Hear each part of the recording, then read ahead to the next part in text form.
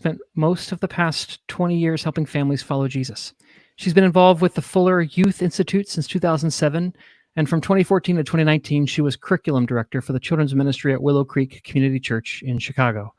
Meredith holds a Master of Divinity degree from Fuller Theological Seminary, as well as a BA in Religious Studies and Spanish Language and Literature from Westmont. She's a pastor of Panoma Valley Church and calls Southern California home.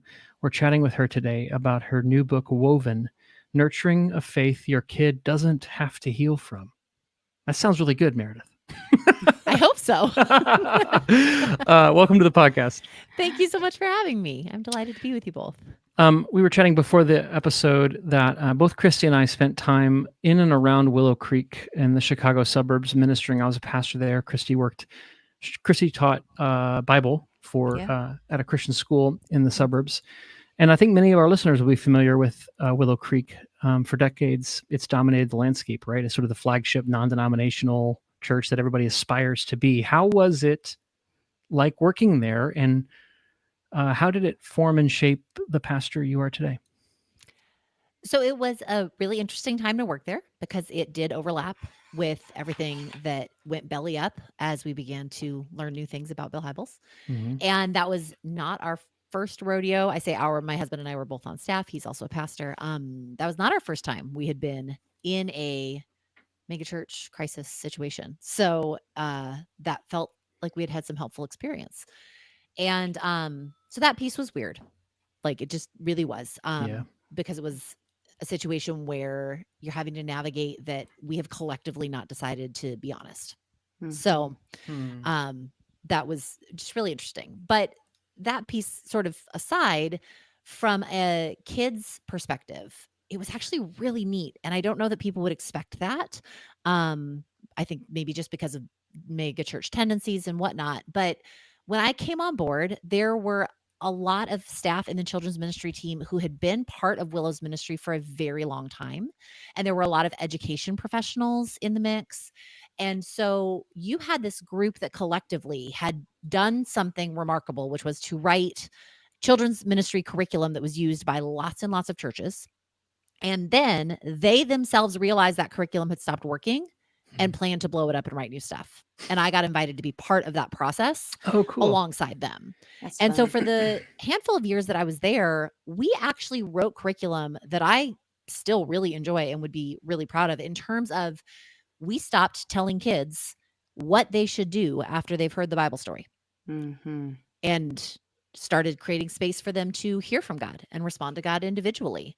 And so literally no story in Willow Creek's curriculum for that whole 5 years had a prescribed application point for a child to go and do anymore. We started telling our stories with a better emphasis of God becoming an active character, and the humans still matter and they were part of it, but they were no longer these exemplars that either did something right, so go copy them, or did everything wrong, so don't be like them. And Willow's a great storytelling church. That is something they're really good at, is creative storytelling. And so being able to bring that to life for kids and watch them respond to that. There were just these really neat pieces that the whole team was really aligned in making some, what I think are much needed shifts to like the way we create a resource response for kids. And I just don't think people would have thought it of Willow. But it was really a ton of fun. And then watching it work. I mean, one of the great things about a megachurch environment is if we have that many kids on the weekend, we have a lot of stories coming into our space. We have kids from a lot of backgrounds and a lot of experiences. And what we saw was that some of those really key changes let us be more effective in connecting to more kids from more situations and more diverse backgrounds, which is not surprising, really. If you say to kids, hey, God is like this, what do you think? And they're allowed to actually tell you the honest answer. Including, I don't believe that, if that's the case. You have better conversations, you have better reach. And so it was really fun to have a context to try certain things out where it wasn't a monolith of kids that are all gonna do and be just so. So that part was actually a great surprise in a lot of ways, and I'm really grateful for it. Yeah, that sounds awesome. As you're talking, I hear a lot of things that show up in your book, right? About storytelling and not prescribing, but letting kids respond openly. Maybe this is a way into then, Meredith, talking about your book, because you state right up front that you are working from what you call a trust-based paradigm when it comes to faith formation in our kiddos. And would you briefly describe what you mean by that and why you think that's important? I mean that we are most of all inviting kids to get to know a God that we as adults believe is trustworthy. And that doesn't mean we have that God solved and are totally clear about all that God is, but that we believe this God is a trustworthy God that our kid could know. And so we're helping them in that process. And that's sort of our orientation as adults if we get to be in the life of a young person, which I then contrast in against the obedience training paradigm, which is the adults know not only that a kid should follow God, but exactly what it should look like and sound like, exactly what a child should act like. And so we just tell kids that. And we think it's okay in an obedience training paradigm to prescribe all of their actions and thoughts and words and attitudes and tone of voice and response times. The list goes on. We think that's all okay because we're teaching them to obey a God who deserves to be obeyed. And so if we've, prescribed everything for kids or if we've hijacked process, well, that's a little bit of the fallout. But hey, we know we're right that God needs to be obeyed. I don't think that God cares most about obedience. I think God cares most about trust. And I think the story of scripture points to the idea that God's dream would be, hey, what if humanity trusted me and the ways of life that I'm inviting them into, despite the fears that might make them think, oh, we couldn't afford to do that, or the scarcity mentalities that might make them think, oh, we won't have enough if we do that, and so on. And so I think one of the biggest shifts I'd love to see when it comes to kids having the chance to explore faith is that the dominant question is, can God be trusted? And that adults who care about the kids say, I'm here to help you figure out if that's true. Yeah. It's really important because otherwise I think they're at some point their faith then falls apart. It's like a house of cards. If they're not allowed to ask that, if they're not allowed to uncover and unveil some of that with trusted adults, then later on in life it'll fall. Always. Always. You mentioned obedience training, and that's kind of like one of the alternatives to trust based paradigms, right? What are some of the other alternatives, and then what are some of their insufficiencies? I think the other alternatives might be a little bit more like tempting for really good reason. So there's sort of I think a moralism alternative, which is like, hey, can I use Christianity to just help me raise a good kid, who's honest and upright?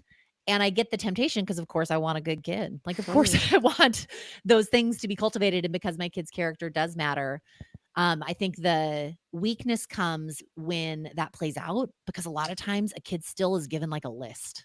Like, here's what a good kid does, and here's how a good kid acts. And still, they still fundamentally believe that then faith is a project in list management. Right. And to your point, Christy, list management's exhausting. And the God of list management is kind of a jerk who only shows up if you're good enough. Yeah. And Yes. so eventually that's one that is highly researched in terms of how young people grow into that as adults and how much it just does not hold up for them. Yeah. I think another one that's really tempting is this idea that we'll just wait and see.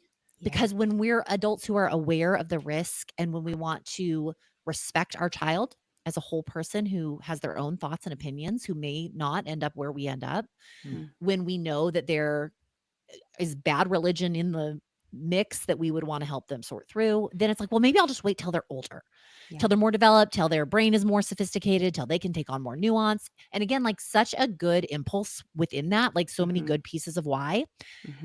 But I think we also know that young people are not just sitting around like thinking nothing about big questions. They're not just holding on as blank slates until they're, 12 and 13 and begin to have better layers of gray and metaphor in their capacity. I think the thing about that one in particular is I want to be in the conversation. So if my kids and I don't practice conversations earlier, we're going to have a harder time becoming a family that talks about this stuff later. It'll feel too new and too unfamiliar to us. And so in the same way we do this with things like our bodies. You talk about it in a certain way when kids are 2, 3, and 4. You will adjust it as they become 7, 8, 9 because you have some things you want to talk about with their bodies as teenagers that it's not that you're going to do it at 4. It's that you want to be able to be in the conversation later on. And if you've never talked about bodies, you're all going to get real awkward and real embarrassed real fast over something important where you want to be in the conversation. Yeah. I was just tempted this week with my own kid of just there was something that came up and I was like, oh, maybe we'll just give it some time before I actually have a conversation about it. Because honestly, on the parent side, it's exhausting sometimes. You know what I Really mean? is. And you're Yeah. like, I would just rather wait and see Yeah. than actually have the conversation and navigate with grace and truth this harder topic to talk about with God, about God, you know? So anyway, I get it. I get it. And some of them are really tempting. They Yeah. look really good sometimes. Yes, absolutely. Yeah, Especially especially if we think, oh, sorry. I was going to say, especially if we think that like, we have to do the whole conversation at once. So Right. we as adults, because we know like, oh, this is a big one. Right. yeah, And so they're like, Yeah. well, if I answer some of it, how much more are you going to ask me back? How Right. much, like, how deep are we going here? And we Right, can't right. know that on the front end. So we're like, could we? Maybe not. Right. Right. yeah, and some of us are, even though like moralism or sort of the list kind of approach, some of us are really good at being good. Yeah. You know, and it's hard because we get rewarded for that. We get gold stars in Awana. Like we get all kinds of things that just reinforce kind of this false religious self that we create. Another artifact of, and partly that's the religion that you're saying a lot of adults need to heal from, is growing up in these, you know, jacked up, as I'd say colloquially, kind of religious environments. One of the artifacts of that is oftentimes beliefs function like a house of cards, you know. So I know I have some friends that were sold sort of the thing of like, well, if Genesis, if creation didn't happen in a literal 7 days, then the entire Bible can't be true. And so then it becomes a house of cards kind of idea. It's very rigid, very brittle, and very fragile. Right? You use a different metaphor though in this book that I think is so helpful, Meredith, and I'd love it if you'd introduce it to us here. And it's about the spider web.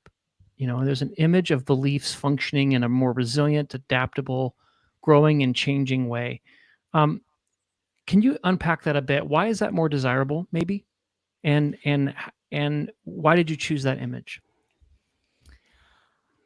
I love the image of a spider web because at a literal level, they are famously strong and adaptable. They are not just functional for a spider, it's home, it's protection, it's nourishment. Hmm. And they're so remarkable that like the nerdy folks at MIT want to study them in their literal sense for why they're strong. And yet we would never find ourselves appealing to the image of a spider web as a source of strength. We'd look for buildings or machinery or these other kinds of images. Yeah. And then when they get working on the literal level, two things come up. One is that the structure of a web happens as a spider anchors to a strong point, and then they sort of string themselves across to another one and anchor to the strong point over and over. And then after those anchor threads are established, they weave the internal ones, which are the ones that would give a web its unique texture and shape. So there's orb webs that are the symmetrical ones that a lot of us picture, but there's also these funnel webs that look like a funnel shape. The spider lives in the bottom of them. There's even a tangle web, which just looks like they went bananas over whatever surface they're on. And it's an absolute jumble, but it's on purpose. Yeah. What I love then is if faith is a web, I am anchoring to who God is, not to my ability to be good, not even to doctrines, important though they may be. I'm anchoring to the character of God. And that's where the strength of faith comes from. The internal threads, then, like specific beliefs that are minor but not the end all be all, practices that we use to grow and express our faith, the relationships we have that help us and walk with us through things, those get to look unique for every kid and every family and every context. And the idea that a kid would grow into a woven faith that lets them anchor to who God is, but shape it around who they really are and the life they really live and the family they're really part of and the context they call home and the culture that is theirs, it gives them the potential for something that's a lot more resilient, in part because webs can break and then they can be repaired. And so sticks go through them or a bird flies by and a section breaks. Like learning that perhaps Genesis isn't actually literal, or the practice you were told is the be all end all. I was raised on quiet time. You better have a quiet time. 30 minutes in the morning, journal, acronym, prayer, the whole shebang. When that practice stopped working in college, I was absolutely upended because it was my practice. It broke. Yes. And yet, it's not that the whole web is ruined. I can lean into other things that are still there that are strong. And you can repair and reweave only where you need to. I think we do need metaphors and models that think about the fact that crisis happens or change comes or things that used to work don't work anymore. Things we thought were true don't seem true anymore. Even who we thought God is, we're not so sure that is what God is like anymore. And we have to have models that would say, okay, so that's true. That has broken, but it does not mean everything is utterly destroyed. And when that happens in a literal web, a section is messed up and the rest holds on. And then the spider just tends to what's broken. In fact, if spiders had to reweave their web every time there was damage, they would die. They don't have the energy. And I think for any of us who have gone through significant faith pain from whatever source it came, we've had that moment of like, I can't do this. But also, I don't know if we had anyone with us saying, maybe there's something strong still holding on to you that you can rest in until you're ready. We were all told we were sitting in the rubble of the cards that had all collapsed around us, that we were all starting from nothing. And I don't think that's true. Yeah. Meredith, I'm a visual person, so it makes me now want to get like those Halloween like fake spider webs and like put one in the corner of my office. It'd be like, hey, this is just a visual reminder. It's a really good illustration. I really appreciate it. Many of us experienced faith formation as kids as primary information exchange. Adults talk to us and ask us questions until we knew the right answers and could say the right things. And in your book, you do some work to expand how faith is formed and the modalities or the ways in which kids come to know and love Jesus. Can you talk to us a bit about spiral learning and how that's done? Yeah. So this comes from the educators, and it was a teacher who first introduced me to it. The idea is that when you have something complex, like calculus, you get there with kids by breaking that down on purpose into small pieces.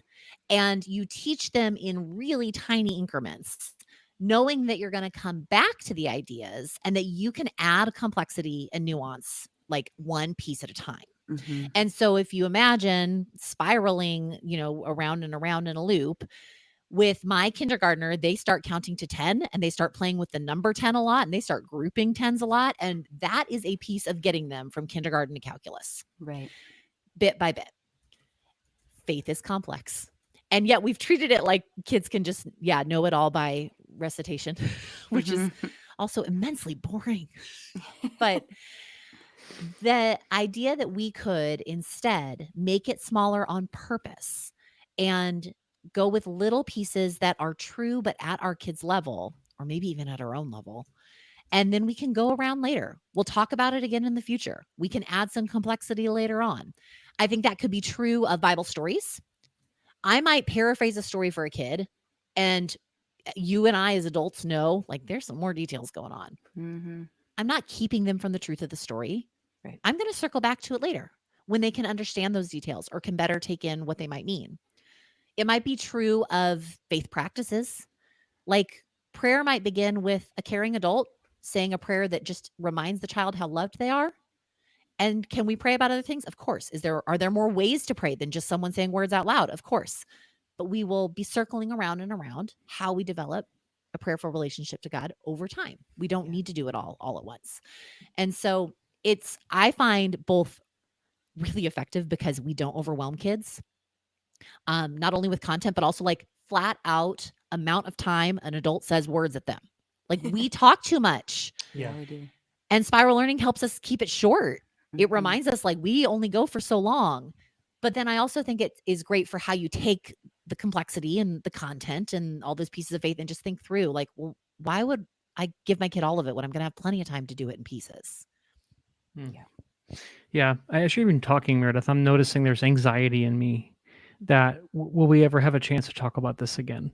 Will this come up again? So I was telling my son, who's 15, who it's hard to know when he wants to talk right now, you know, Mhm. and Mhm. sometimes I don't guess right. And we're coming home from the gym, and I just mentioned offhand that my mom passed away 5 years ago, and I mentioned offhand that sometimes I forget that she's dead. Not that I think she's alive, but I'll remember her fondly. She's alive in my memories. And I don't know what struck him, but he actually asked me 4 or 5 really deep, probing questions about that. And I realized, you know, most of the times I have to do some of this faith formation spiral learning with my son, I do not schedule.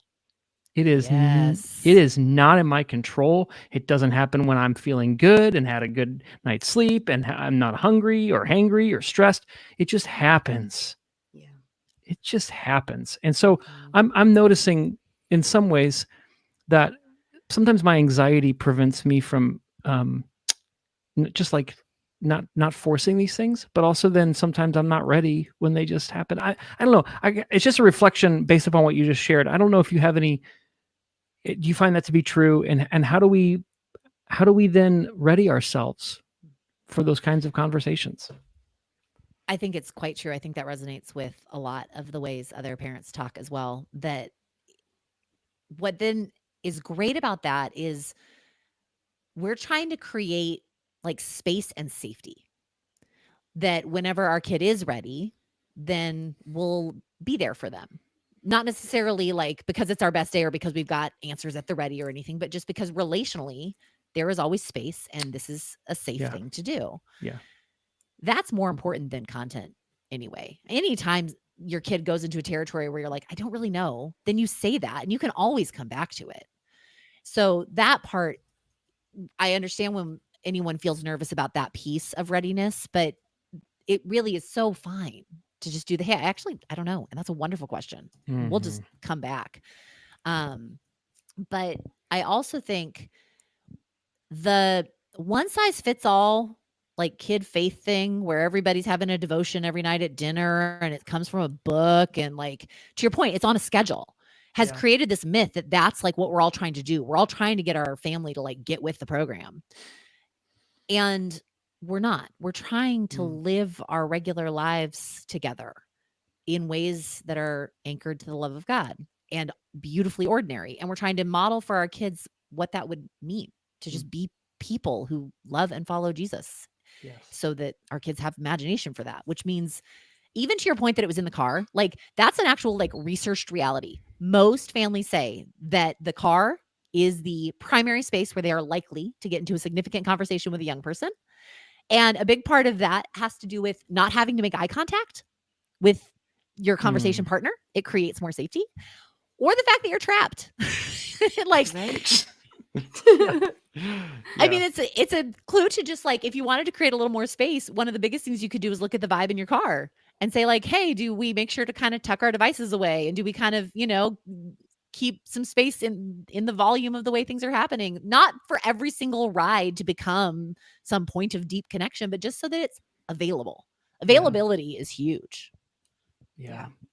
Yeah. Yeah. At our church, I just gave everybody car questions. I made this little thing, and everyone took it home. And it's just like, use the 10 minutes on your way home from Yep. church, or the 10 minutes on the way to soccer practice, or the 10 minutes from picking your kid up from school, and pick one of these questions. I don't care which one. And just dialogue, just be intentional, because it's a beautiful time. So, Yep. Yeah. well, there is so much to talk about in part one of your book, including how to read the Bible with kids. But I want to get to part two, and so you focus on 6 attributes of God: good, powerful, just, joyful, present, and Jesus is Lord. Talk a bit about why these attributes, like why start with these.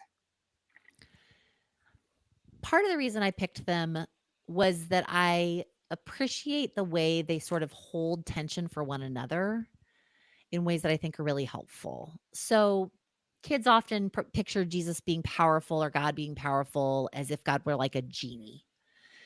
Mm. And so the power they believe is meant to help fix circumstances or provide happiness. Um, And then when things don't go how they would hope, when perhaps they pray for something and it doesn't pan out the way they thought, they're left with a lot of questions about what God's power means and what it's for. But I also think if you were to imagine our spiderweb thread of anchored to power on the one hand, but then strung on the other hand to something like justice, where it's like, well, what does God most want to use God's power for? And might it be more oriented towards making wrong things right than just doing the things that we sort of wish would get fixed in the short term? Not that God doesn't care about it all, but like, how might being mindful of God's great heart for justice help us not see God as a genie, but as a God that's inviting us into making the world right and empowering us to help in those ways. And so I just kind of appreciated it's not comprehensive, but I've seen how each of those 6 can be really helpful for the questions kids have as they try to get to know God, and can help sort of remedy some of, I think, the very common and totally understandable sort of like misrepresentations of God that we can get stuck in, especially when we're young and trying to figure it out for the first time. So that was kind of where we went. Try to see what will come of it. Yeah, Chrissy, it reminds me of how the axioms kind of function around gravity. Like they create, to use maybe another discipline, another language, they create the foundation for a secure attachment to somebody that's trustworthy. And I think that's part of, to go back to your spiderweb image, Meredith, that's part of the problem is a lot of us have, that foundational thread of the web was something that got broken or removed or is under threat, right? So the whole thing has collapsed. And I think these very simple words or concepts, attributes of good and powerful and just, etc., are much more resilient and much more resilient anchor points, I think. I hope so. I think that there's not, like, I just wanted to do joyful because it was fun for me to talk about God being a joyful God. So some of it was also that. Yeah.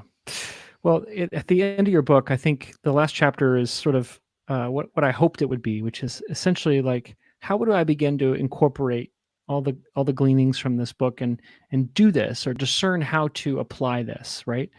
And I know you can't walk through the whole thing with us, and I hope our listeners do get the book and see it. But maybe as we close, what are 1 or 2 things that you either want to draw out from our conversation we've had, or that you name in that chapter that you want to just highlight of things we can do to help form a faith we'd wish upon our kids and our kids?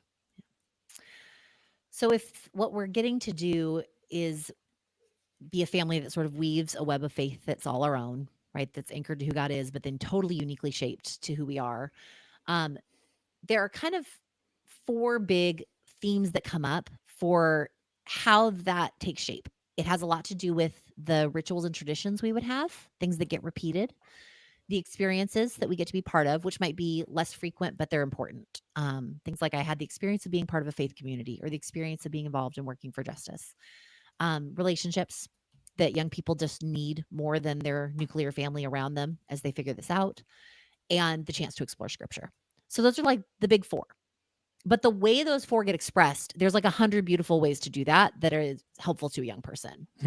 And so for any adult who gets to be with a kid, those 4 categories can sort of be a guide. And the second half of the book was that. It was taking those attributes and trying to offer some concrete expressions of how each of those 4 might look, just to see it sort of come to life.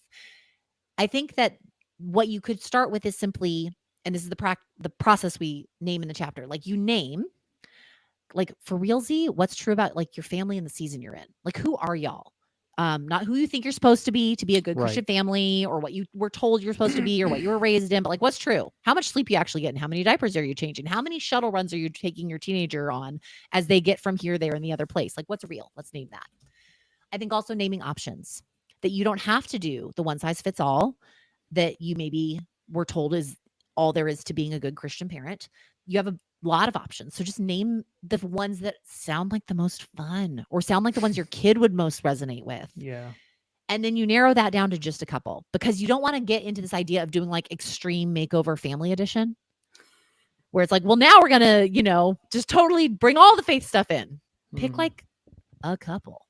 and narrow it down and then try them and try to make that really concrete. Like, okay, this time we're going to try a car question. We're just going to try bringing one up and see what happens.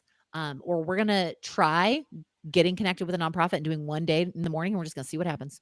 Mhm. And then you tinker based on how it went. You just see it as an experiment that if your kid loved it, then maybe that's something to lean into. And if they really didn't jive with it, you get curious about why not. And does that mean same practice tried a different way, or does that mean not that at all? I also think just that flow of name and narrow, try and tinker, it invites us to think about the like informal but incredibly important ways that our kids get to know what faith is about.